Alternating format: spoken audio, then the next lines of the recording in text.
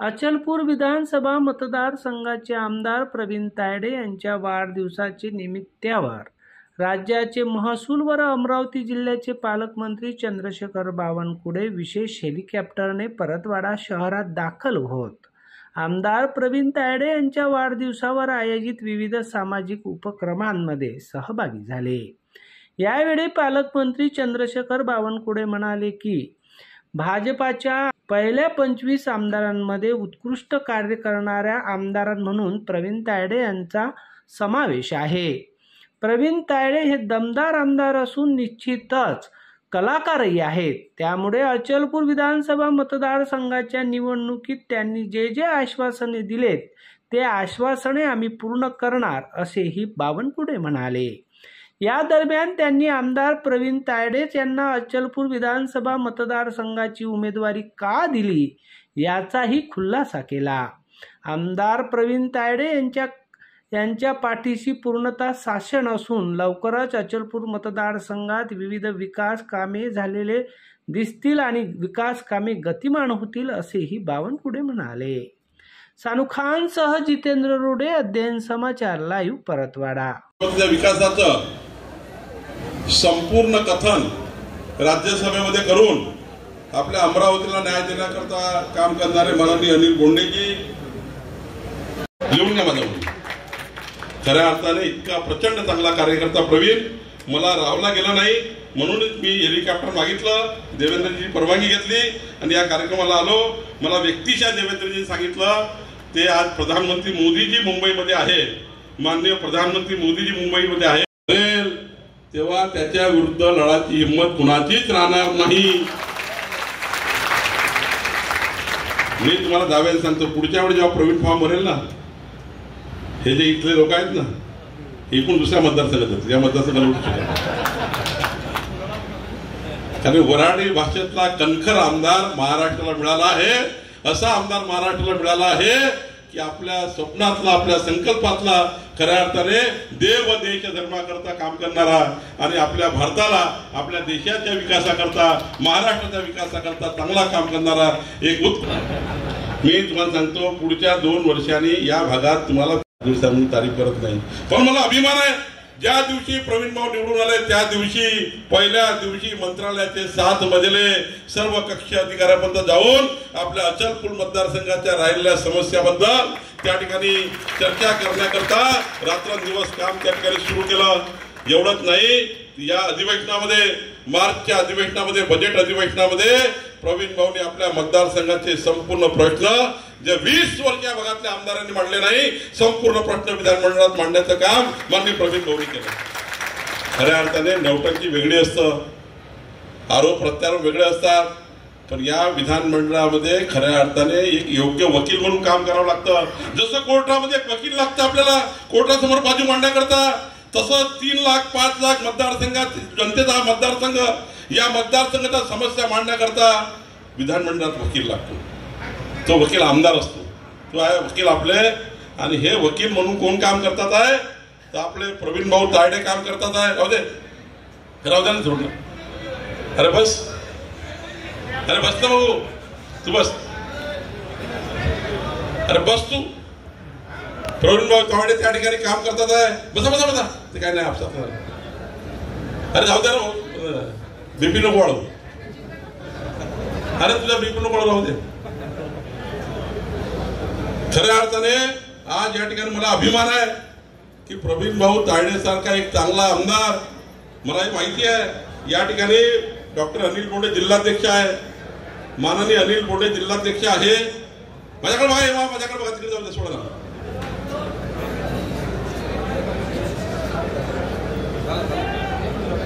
हो टोपीवाले भाऊ, तू बसा तिकडे का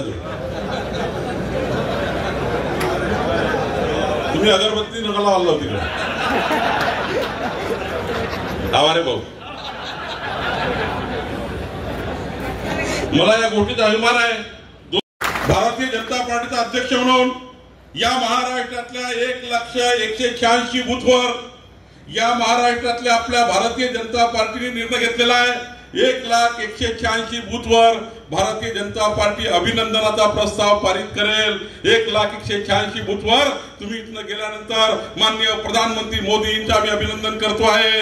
जातनीय जनगणना माननीय मोदीजींनी मान्य केल्यामुळं हा ठराव आपल्याला प्रत्येक बूथवर करायचा आहे. आणि एवढंच करायचं नाही आहे, तुम्ही माननीय जयकुमार गोरेजींना विनंती केली आहे आमच्या ग्रामविकास मंत्र्यांना की या महाराष्ट्रातल्या सर्व ग्रामपंचायतीमध्ये ग्रामसभा घेऊन माननीय प्रधानमंत्री मोदी यांच्या अभिनंदनाचे ठराव ग्रामसभेमध्ये मंजूर केले पाहिजे. कारण ही गावातल्या गरीब माणसाची मागणी होती, या गावाच्या गरीब माणसाची मागणी होती. नगरपालिका महानगरपालिकेमध्ये ठराव झाला पाहिजे.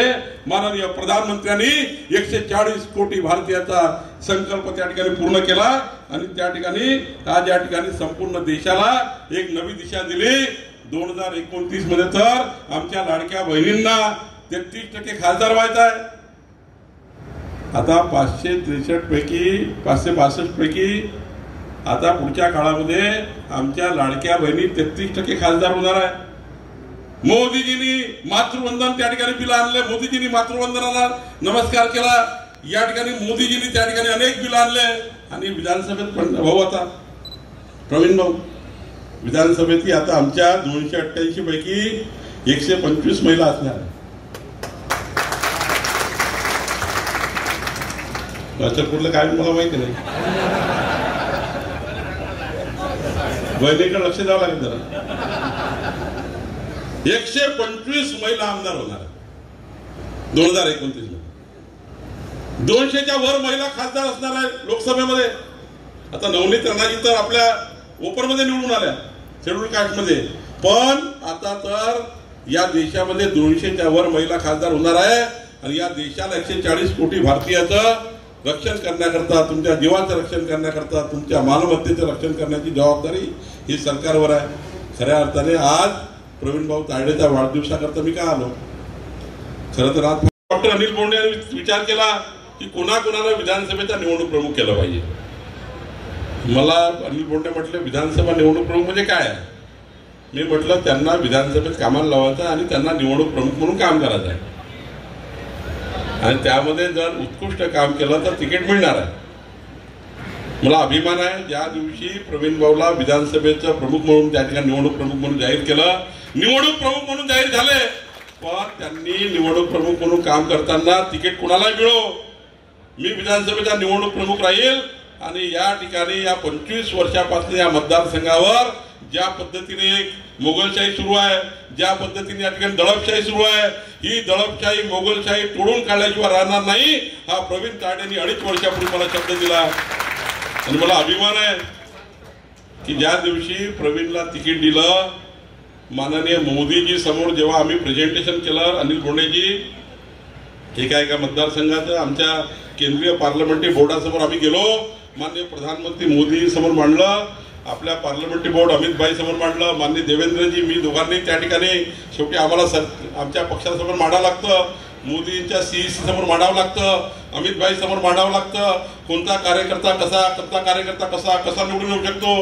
जेव्हा अचलपूर मतदारसंघाचं गणित मांडलं तेव्हा स्वतः अमित भाईच्या सर्वेमध्ये प्रवीण तायडेला निवडणूक लढवावी असा त्या ठिकाणी सर्वेक्षण आलं आणि माननीय अमित भाईंनी, माननीय मोदीजींनी, आमच्या देवेंद्रजींनी आणि नवनीत राणाजी खासदार होते, आमच्या सर्व व्यासपीठावरच्या नेत्यांनी एकमुखी काही लोक लढले निवडणूक, काही लोक समजले नाही, पण प्रवीण तायडे नक्की यावेळी कुस्ती जिंकणार आहे असा त्या ठिकाणी त्याचा सर्वे रिपोर्ट आला.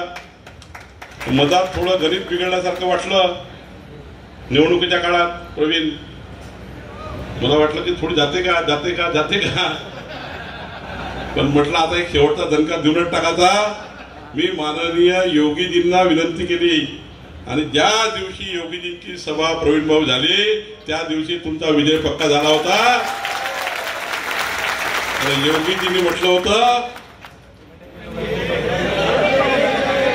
योगीजींनी काय म्हटलं होतं आणि मोदीजींनी काय म्हटलं होतं.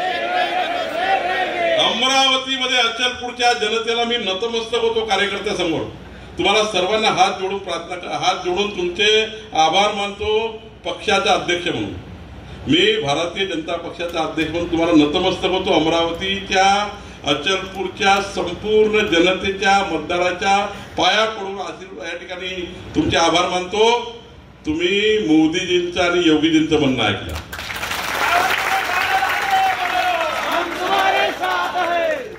आणि विकसित महाराष्ट्र करता देवेंद्र फडणवीसजींना पुन्हा एकदा या महाराष्ट्राचा मुख्यमंत्री म्हणून प्रवीण तायडेला निवडून दिला. खऱ्या अर्थाने विकसित महाराष्ट्राचा संकल्प माननीय देवेंद्र फडणवीसांनी केला.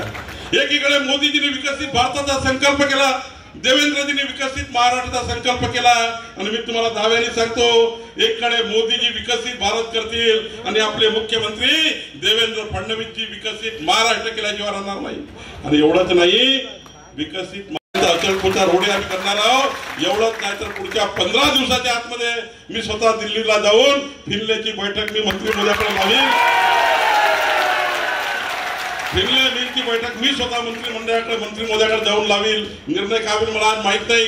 आज 1 मे महाराष्ट्र दिवस आहे, कामगार दिवस आहे. कामगारची शक्ती पाठीशी आहे. प्रवीण भाऊ सारखा व्यक्ती आज तुम्ही निवडून दिलेला आहे. प्रवीण भाऊच्या मागे आपण ताकद उभी केली आहे. आता माझी जबाबदारी आहे पालकमंत्री म्हणून माझी जबाबदारी आहे की प्रवीणनी दिलेल्या मतदारसंघाचं प्रत्येक आश्वासन पूर्ण करण्याची जबाबदारी माझी आणि देवेंद्र फडणवीस.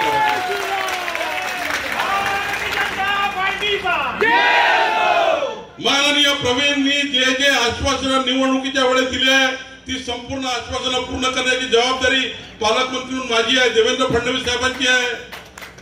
आणि त्याचं डबल इंजिन सरकार आहे. मोदींचं एक इंजिन आहे, देवेंद्रचं दुसरं इंजिन आहे, मागून तिसरं एकटा इंजिन माझा आहे. उरलं सुरलं नवनीत राणा आणि अनिल कोंडेजी एवढे बसले आहेत डबे. त्यामुळं गाडी 100च्या स्पीडनं चालणार आहे. आणि आता या गाडीच्या कुणी मधात आला तर ऍक्सिडेंट होणार आहे, त्याची काही काळजी करू नका. आता ही गाडी निघाली आहे, ही गाडी अचलपूरची एवढ्या स्पीडने निघाली आहे, या गाडीमध्ये आता कोणी या गाडीची छेडछाड करू शकत नाही. विकासाचा संकल्प प्रवीण तायडेंनी केला. जे आश्वासन विधानसभा निवडणुकीत दिले होते, जो कागद तुम्हाला दिला होता, घरोघरी जाऊन सांगितलं होतं आमच्या लाडक्या बहिणीला 2100 रुपये आम्ही देऊ. यस, आमचं सरकार आमच्या लाडक्या बहिणीला 2100 रुपये देईल. कोणी आम्हाला थांबवू शकत नाही. देवेंद्र फडणवीस सरकार, आमचं सरकार 2100 रुपये दिल्याशिवाय राहणार नाही. आम्ही सांगितलं पीक कर्ज माफ होईल, आम्ही सांगितलं पीक कर्ज माफ करू, आम्ही सांगितलं आहे शेतकऱ्याचा शेतात दिवसाने 3 वर्षांनी 12 तास वीज देऊ. आणि हे सांगितलं आहे पुढचे 5 वर्ष शेतकऱ्याच्या शेतातलं 1 रुपये इलेक्ट्रिक बिल आम्ही घेणार नाही. हे लोकांना आम्ही सांगितलेलं आहे. तुमच्या शेतातलं 1 रुपयाचं वीज बिल तुम्हाला 5 वर्ष विजेचे बिल येणार नाही.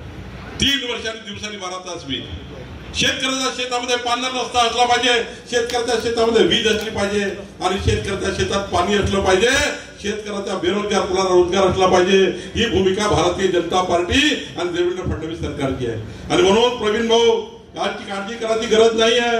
आम्ही सर्व देवेंद्र फडणवीसजी, नितीन गडकरीजींनी मला सांगितलं आहे, मी विदर्भातला कुठला रस्ता होईल ते मला माहित नाही, पण अमरावती पासून तर आपला अचलपूर हा रस्ता झाल्याशिवाय राहणार नाही, मला नितीन गडकरी साहेबांनी आश्वासन दिलं आहे. आणि त्यामुळे काळजी करू नका. तुम्ही जे काही कामं सांगाल त्या कामाचं गिफ्ट मला देण्याकरता मी स्वतः 8 दिवशी आलो. तसंही मला गरज पडणार नाही. प्रवीण भाऊ एवढा कलाकार आहे, तो आपला अमरावतीच्या मराठी भाषेमध्ये मंत्रालयावर कब्जा केलेला आहे. अमरावती मराठी भाषा पाहिजे तुम्ही. आता आपली वराडी भाषा, आपल्या वराडी भाषेचा एवढा कब्जा आता मंत्रालयावर आहे, कारण अमरावती हे देवेंद्र फडणवीस साहेबांच्या मामाचं गाव आहे. तिथला आमदार जर मंत्रालयात गेला, कुणाची हिंमत आहे का सांगा बघतो. चंद्रशेखर बावनकुळेची गरज प्रवीणला नाही आहे, देवेंद्र फडणवीस साहेबांची नाही आहे. एकटाच एवढा कलाकार आहे, एकटाच एवढा कलाकार आहे. मला तर वाटतं मंत्रालयामध्ये मंत्रालयाची तिजोरी खाली करण्याकरता सर्वात डाकू म्हणून नाव कोणाचं येईल तर प्रवीण तायडेचे. इतकं काम, मला अभिमान आहे की 3 महिन्यात 4 महिन्यामध्ये एवढं काम उभं होऊ शकतं. मंत्रालयात त्या ठिकाणी समजू शकतं, विधानमंडळ समजतं. मला 3-3 वर्ष लागले आम्हाला. पण तुम्ही या ठिकाणी प्रवीण भाऊ ज्या पद्धतीने काम केलं आहे, मी खऱ्या अर्थाने आपला या राज्याचा अध्यक्ष म्हणून आम्ही परवा आता ठरवलं आहे. एक पहिलं सर्वेक्षण आलं, प्रत्येक 3 महिन्यात आमदाराचा मी भारतीय जनता पार्टीने प्रत्येक 3 महिन्यामध्ये आमदारांनी काय काय केलं याचं सर्वेक्षण सुरू केलं आहे. सर्वेक्षण आम्ही सुरू केलं. नवीन आलेले आमदार कुठपर्यंत काम करतात आहे, जुने आमदार कुठपर्यंत काम करतात आहे, मला अभिमान आहे पक्षाचा अध्यक्ष म्हणून आज मी तुम्हाला सांगू शकतो की महाराष्ट्राच्या विधानमंडळात 288 आमदार आहे, भाजपाचे 132 आमदार आहे. 132 आमदाराचा जेव्हा पक्षाचा अध्यक्ष म्हणून मी सर्वेक्षण करतो तर पहिल्या 25 आमदारामध्ये प्रवीण तायडे सारखा एक कार्यकर्ता त्या ठिकाणी काम करण्याचं काम करतो. आणि त्यामुळं प्रवीणने सांगितलं 25 वर्ष नाही, विकसित भारताचा संकल्प 2047 पर्यंत मोदीजींनी केलाय. आणि त्यामुळं काळजी करू नका, जे जे काही विकासाचे स्वप्न या भागाचे असतील ते पूर्ण करण्याची जबाबदारी माझी आहे. मी तुम्हाला वचन देतो, मी जरी नागपूरला राहत असेल, जेवढा न्याय नागपूरचा पालकमंत्री म्हणून नागपूरला मिळेल तेवढाच न्याय अमरावतीला मिळेल, तेवढाच न्याय अमरावतीला मिळण्याशिवाय राहणार नाही. खऱ्या अर्थाने प्रवीणजी तुम्हाला मी उदंड आयुष्य लाभो. आई महालक्ष्मी जगदंबा, आई अमरावतीची अंबा माता तुम्हाला प्रचंड अवदंड आयुष्य देव, तुमचं जीवन मंगलमय राहो, कुठली अमंगल घटना या अचलपूरमध्ये घडू नये. आणि तुमच्या जीवनामध्ये तुम्ही जो संकल्प केला विकासाचा, कॅबिनेट मिनिस्टर कधी कुवेचे वर, कधी खड्ड्याचे खाली, कधी टाकीवर, हे मी माझे लग्नाचे आधीचे जे किस्से होते या मतदारसंघामध्ये फिरता फिरता सगळे गावाचे लोक मला सांगत होते की ताई, या मतदारसंघाला खरं व्यक्ती गरीब असला तरी चालेल, पण तो इमानदारीने या मतदारसंघामध्ये काम करणारा व्यक्तीच आम्हाला हवा आहे. आणि तेव्हा तुम्ही आमची आवाज ऐकली आणि प्रवीण दादाला तुम्ही तिकीट दिली. आणि त्याच्यासाठी जीवाचा रान जर कोणी केला असेल तर या मतदारसंघाचा प्रत्येक तो शेतकरी, प्रत्येक तो युवा वर्ग, प्रत्येक ती बाई ज्याच्या डोळ्यात हे स्वप्न आहे की माझा अचलपूर मतदारसंघ हे सुद्धा शहरासारखा विकास झाला पाहिजे. नाहीतर एवढे वर्ष काढल्यानंतर सुद्धा अचलपूर मतदारसंघाचे अचलपूर गाव असो की चांदूर बाजार असो, करजगाव असो, सिरसगाव असो, अजूनही गाव खेड्यासारखंच वाटते. 20-20 हजार लोकसंख्याच्या गावामध्ये आजही सुद्धा करजगावमध्ये एंट्री करण्यासाठी जे महत्वाचा रोड आहे ते अजूनही खंडासारखा दिसते. आणि जाण्यासाठी एवढे मोठे मोठे दगड त्या मतदारसंघामध्ये आहे. नशीबवान आहे खरं, आपण सगळे नशीबवान आहे की या मतदारसंघाचे आम्हाला गार्जियन मिनिस्टर, पालकमंत्री म्हणून चंद्रशेखर बावनकुळे साहेब आम्हाला लाभले. मला माहित आहे खूप सारे प्रश्न आमच्या जिल्ह्याला आहे. आता जिसकी नसीब ये होती है वो 1% से खासदार बन के चले जाता है. और हमारे जैसे उम्मीदवार, आपले सारखे परिश्रम करणारे, खरं या अमरावती जिल्ह्याचं नाव त्या पार्लमेंट मध्ये जाऊन पोहोचवण्यासाठी रक्ताचा पाणी मी या मिनिस्टर म्हणून या मतदारसंघाला न्याय देण्याकरिता आलेले आहे.